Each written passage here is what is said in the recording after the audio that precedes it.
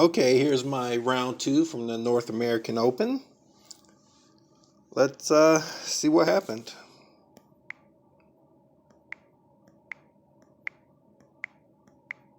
If this looks familiar to you, this is the same opening that was played in round one, Nemzo Indian. And I have black again. Usually the colors will alternate. You'll play one round with white, one round with black, one round with white, one round with black, unless the colors just don't match up because of the win and losses. In any case, this is my second round with black. This is my second Nemzo Indian. I'm trying to play the moves faster, which I really have to play fast now because I started late. An hour before my game was to start, I fell asleep. So I actually showed up 15 minutes late, which is fine because you just start your clock and your clock is ticking. And it's really not fine because I get in so much time trouble anyway. In any case.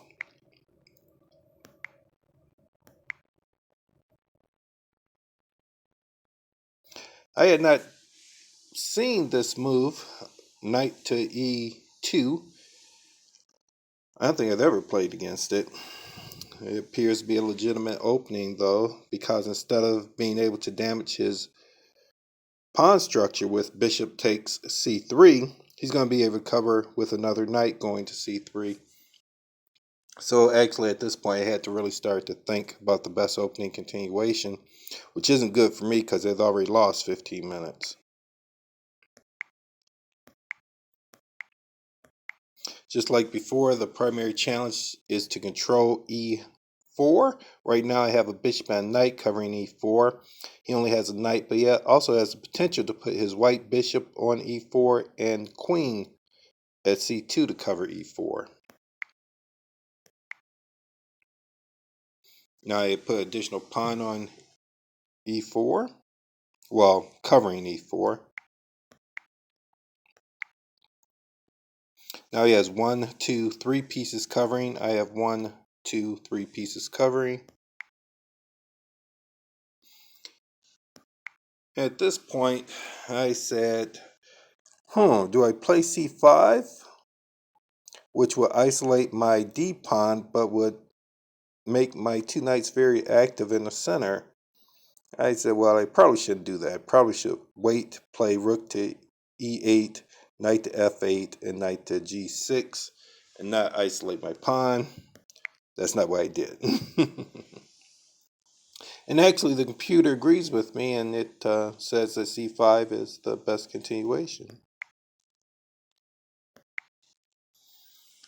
I thought at this point I was doing pretty good. I mean, his bishop is going to have to back up. My pawns appear to have control over the center. My pieces are developed. Now the pawn at c4 isn't going to be able to stay there because it can't support it with my b5.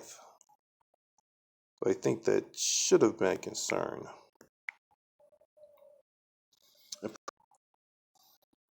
I think at this point I should have been preparing to go b5 with a6 and b5, but I chose to play out my rook. I did not contemplate this bishop to f3 move, but I didn't think it was very damaging at all. Problem is, I played that move, which is very risky. I probably shouldn't have played it. I probably should have just played knight to f8. But the computer says it's not too bad.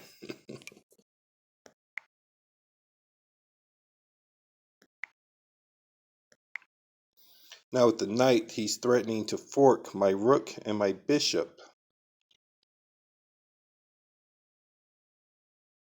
The computer says that black is doing slightly better at this point if I find bishop to d5, which I should have found. That was one of the moves I considered, but I ultimately played knight to f6 because I felt that the pawn supported at e4 was an advantage to black, and that the potential to post a knight at d5 was also an advantage.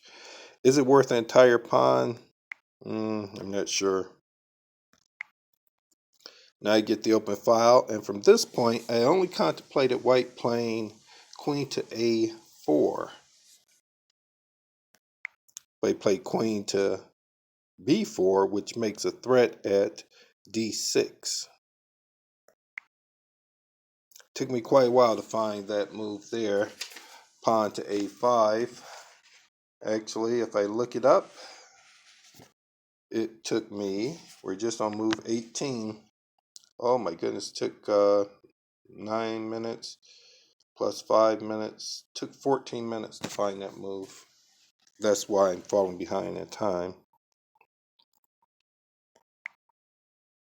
Now, if I take the queen right away, he takes it back with the knight, and he's forking everything. He's forking both my rooks and my bishop.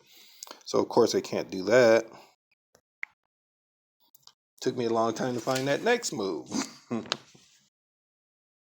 Well, it took me 5 minutes. Really wasn't that long because I already seen it. Just in case the queens would play there. And right here, the computer says black has a noticeable advantage because I'm going to get my pawn back, and I'll have connected pawns on the king side. Is that king side or queen side? On the queen side, which are a lot further from the king than his passed pawn would be from my king. So if everything was off the board, my king would probably be able to catch his pawn, and his king would probably not be able to catch my pawn.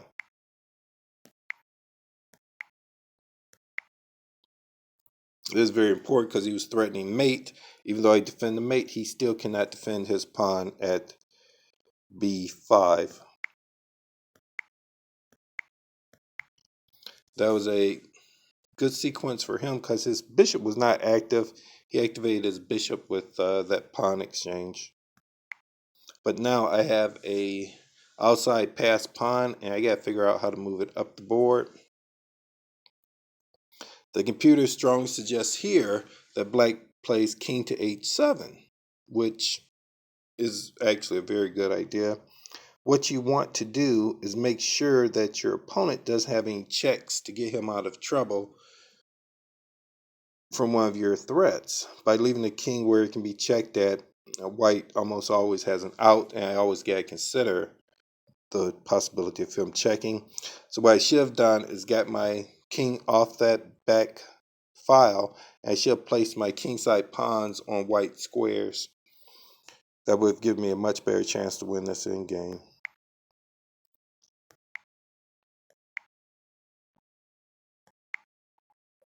He's trying to activate his king. Now, my position is very good. My knight covers my pawn as well as my rook covers my pawn. He can't make any threats there.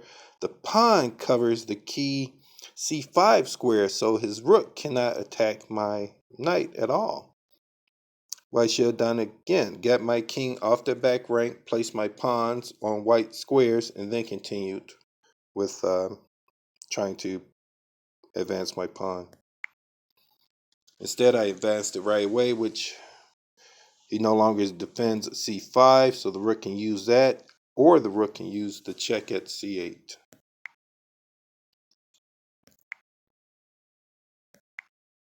It feels good to be advancing the pawn, and even with my faulty endgame play, the computer has me with an advantage.